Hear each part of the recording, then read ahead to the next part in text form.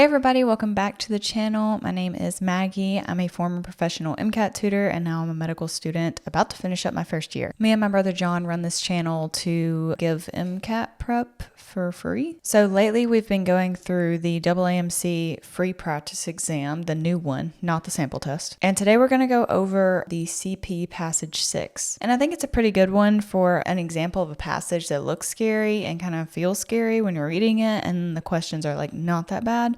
So let's get right into it. So if you've watched this channel a lot, you know exactly how we go through passages and everything. But if you haven't, then what we do is we read through the passage and we go through what's called the flowcharting method.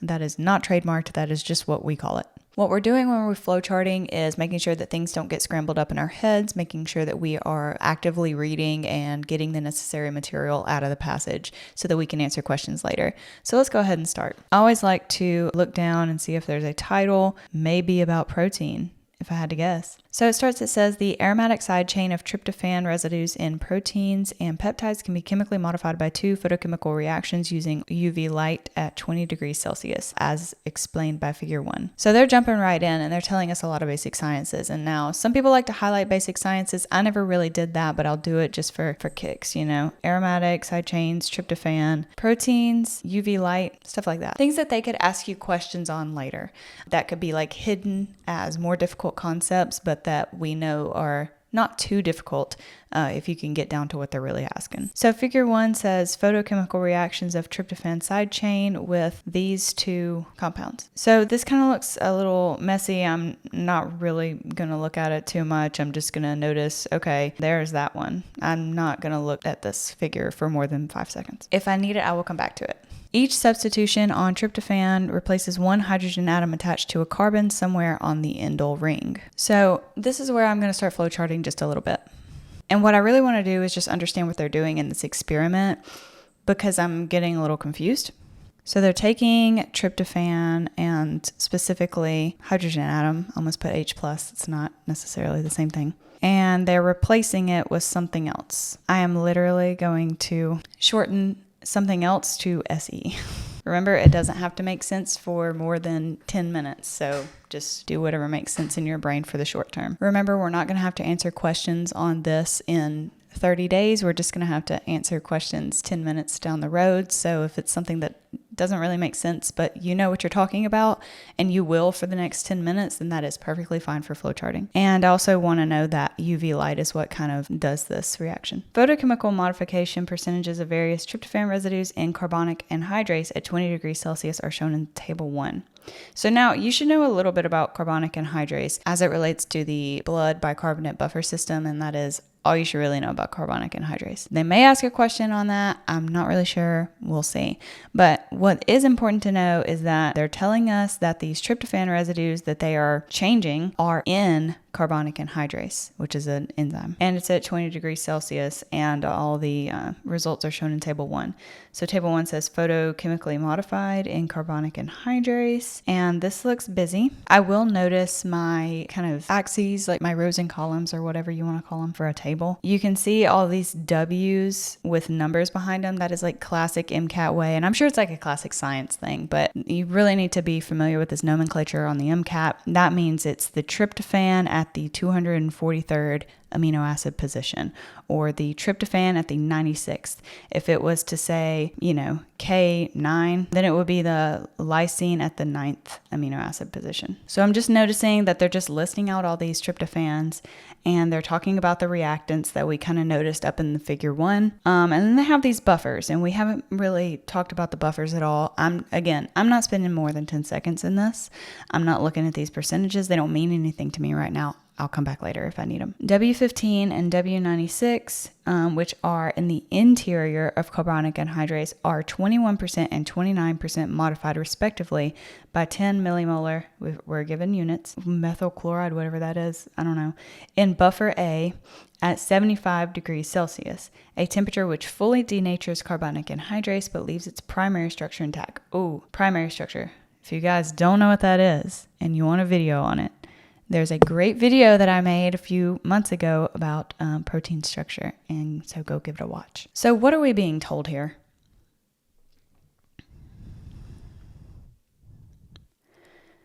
I'm going to go back up to my flowchart. I want to know that carbonic anhydrase is the source of the tryptophans that we are modifying. Specifically, these two tryptophans are on the interior. And remember, this whole table was at 20 degrees Celsius. So they're telling us that these two, maybe they had to be heated up to 75 degrees Celsius. I don't know, but they did heat it up to 75 degrees Celsius, and they fully denatured this carbonic anhydrase, but it left its primary structure intact. That might have something to do with the fact that those tryptophans are on the interior. We will see. I wanted to say, if you're not making these specific connections in the passage, it's okay. It would be better if you did. But I know that that's something that is hard, and like hindsight's 20/20, and I've already read through this passage once.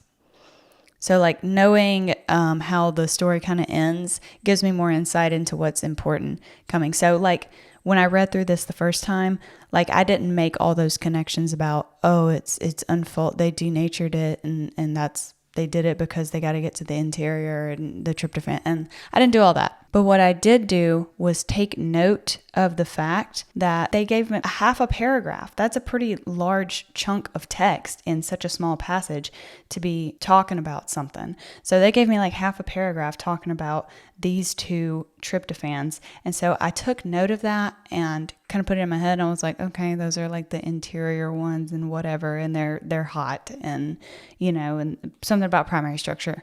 So just kind of keep those things in your mind. It's okay if you're not making like super great connections at first, but keep things in your mind. Access to W15 and fully folded carbonic anhydrase is blocked by 2 histidine residues and 1 lysine residue. So that just goes more towards what we were saying, that they can't get to them because of these other residues. Like the unmodified enzyme, photochemically modified carbonic anhydrase at 20 degrees Celsius has full enzyme activity, which is the conversion of carbon dioxide to carbonic acid. So that's a little bit redundant, actually. I would take note of that because we should come in knowing what carbonic anhydrase does, and then it modifies this conversion. It also modifies the reverse conversion. So it's a little bit redundant for them to tell us something that we should already come in knowing. Would you agree? I hope you agree. Native carbonic anhydrase also has a net charge of negative 2.9 at pH of 8. So we're given a charge and a pH. Those are basic sciences, so we should care about them. Okay. What is this passage saying? Basically that they're modifying some tryptophans by taking the hydrogen off and adding something else. They're doing this with UV light, and the tryptophan source is carbonic anhydrase. We got some more details, but that's the meat. Going straight into the questions, number 30 says, which tryptophan residue of carbonic anhydrase can be selectively modified with this at 20 degrees Celsius? I'm guessing we're going to have to go back up to the table because that's where they talked about all the different types of tryptophan residues, right? So do we notice anything actually getting into the numbers? We are not looking at this column, right? Or this row. We're looking at these top two. Do we notice anything special about the numbers, especially regarding either this one, this one, this one, or this one? Do we notice anything special? Look at these across. Buffer A, kind of unimpressive. We got 3 zeros in a row or whatever. This one's kind of got the most modification. And then buffer B, 0, 0, 0, 0, 0, 55%. So in buffer B, the only one that can be modified is this W243. So you can say that if you use buffer B and this reactant, then you can only modify this specific tryptophan residue. That's what this question is asking, and that's what those results are saying. So D is the right answer there. I think the hardest part of that question is getting down to what it's really asking and then not getting overwhelmed when you look in the table. So just try to look for like blatantly obvious things when they're asking a question like this that you're like, how am I supposed to know that? Look for blatantly obvious things like that this is the only one that can be modified in buffer B. All right, number 31 says, which classification of amino acids applies to the tryptophan residues after photochemical modification by this? So tryptophan residues, it got changed with UV light and this compound. And we got something. And what are the characteristics of that something? If you look down in the answer choices, they're trying to get at tryptophan got changed to be more acidic, more basic, more hydrophobic, or more polar neutral than it was before. And they want you to figure that out. How are we going to figure that out? The figure that we skipped over and didn't even look at. All right, so if we notice, this is the CHCl3, and then this is the bigger one. So we're looking at this conversion right here because this is tryptophan. This is what we get out of it. What is the difference between these two. This right here, right? This random, like super random compound that kind of got stuck in the middle of this ring. So do we notice anything special about the characteristics of this thing that got added? We should, right? What's the group? It's a carboxylic acid. So what's so special about a carboxylic acid is that it's very acidic. Okay, so we are changing it to be more acidic. Are we changing it to be more basic? No, definitely not, right? We're adding a carboxylic acid. We're definitely not doing that. More hydrophobic. If anything, I'd say more hydrophilic, right? Because now we're going to have a charge on there. And maybe you're saying, well, Maggie, isn't it more polar? And I would agree with you. It is more polar, but it's not polar neutral because look at this. At physiological pH, I mean, we're talking about pH 8, so that's not physiological, but you know what I mean. At pH of 8, this is going to become a negative charge. So this is not going to be polar neutral. It's going to be polar charged. And so that's why D is wrong. Okay, moving on to question 32. Which type of heterocycle is found on 2 amino acid residues blocking access to W15? So remember, W15 was the weird one that we kind of got a lot of information about in the passage. So let's go back up and remember what they said about it. They said access to W15 in fully folded carbonic anhydrase is blocked by 2 histidine residues and 1 lysine residue. So if we're looking for something, a heterocycle that's found in 2 amino acids, do we think we're going to be paying attention to 1 histidine and 1 lysine? No, right? We're probably talking about both of the histidines.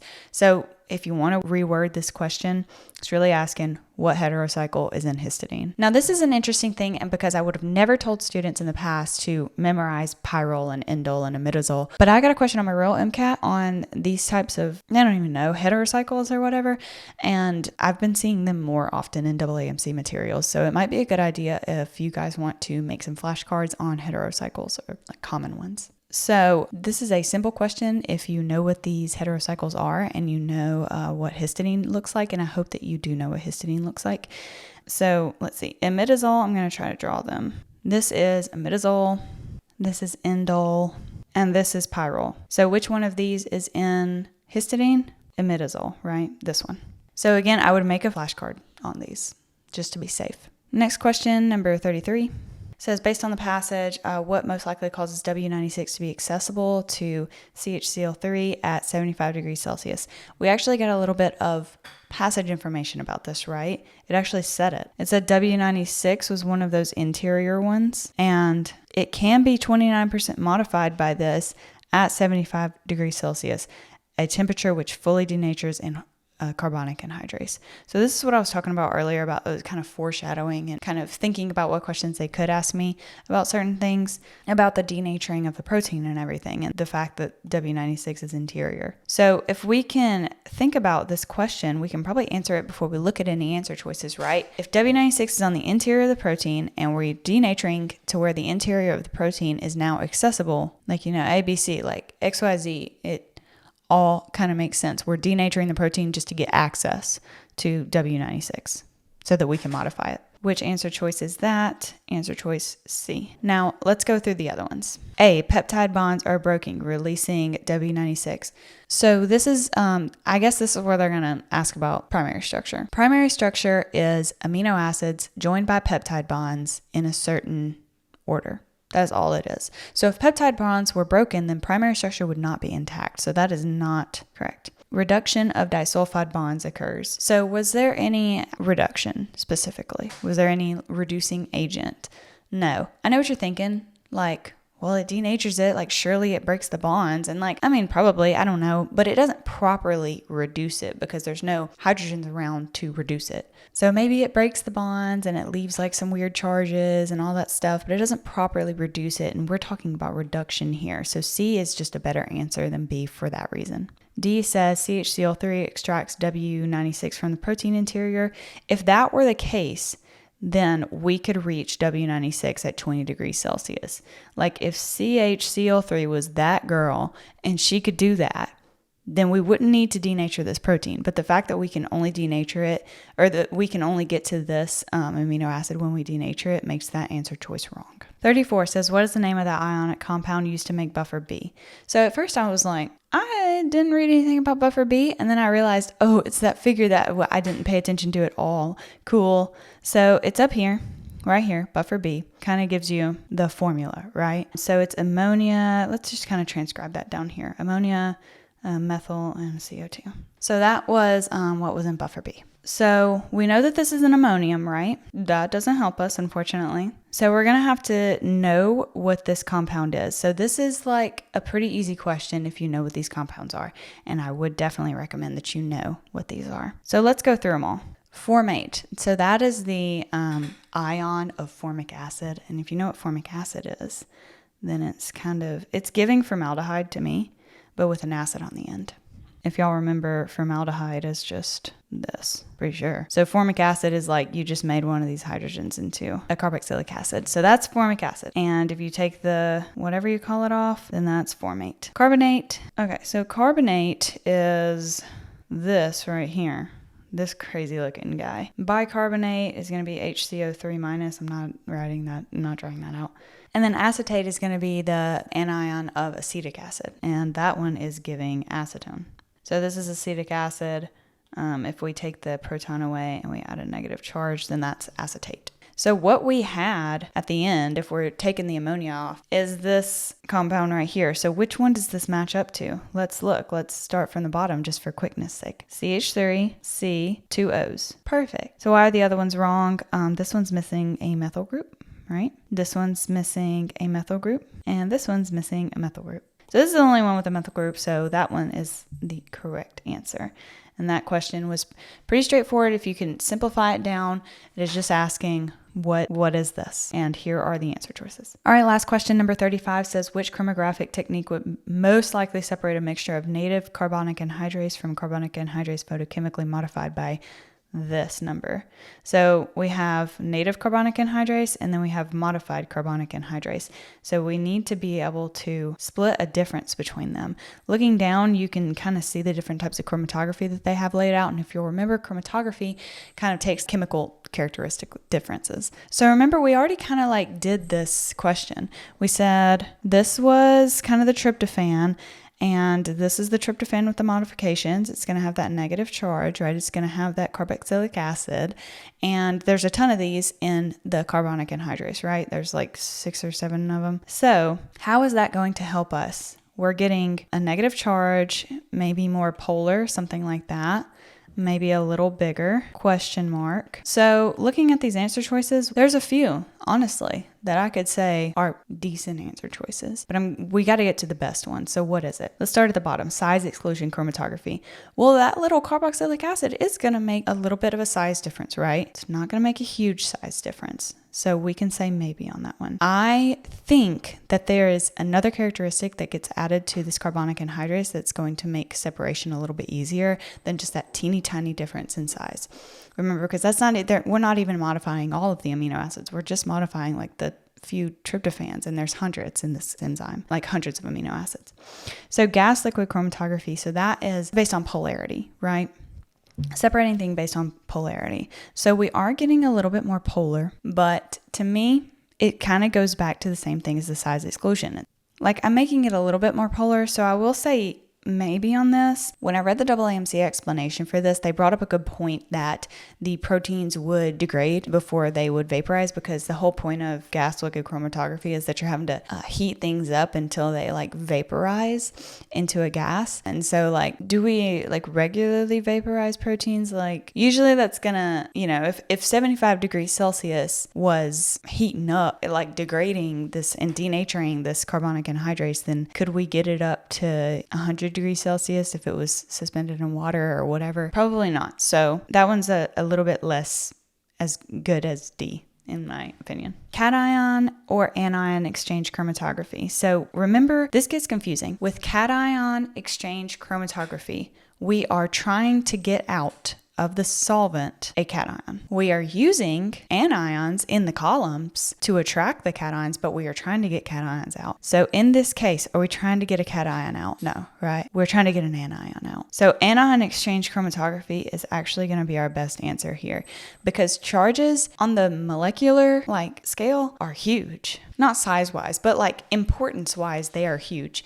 This having 6 or 7 more negative charges in your molecule is going to make a pretty dang big difference. So you're probably going to be able to separate that out better than the teeny tiny size difference that we're going to see with size exclusion chromatography. So anion exclusion chromatography, or anion exchange chromatography, is our best answer here. Okay, guys, I hope that made sense and made it more simple and everything. If it didn't, I'm so sorry. But please leave a comment below if you were confused about anything. We're pretty good about getting back to comments, some would say. But anyway, I will see you guys in the next one.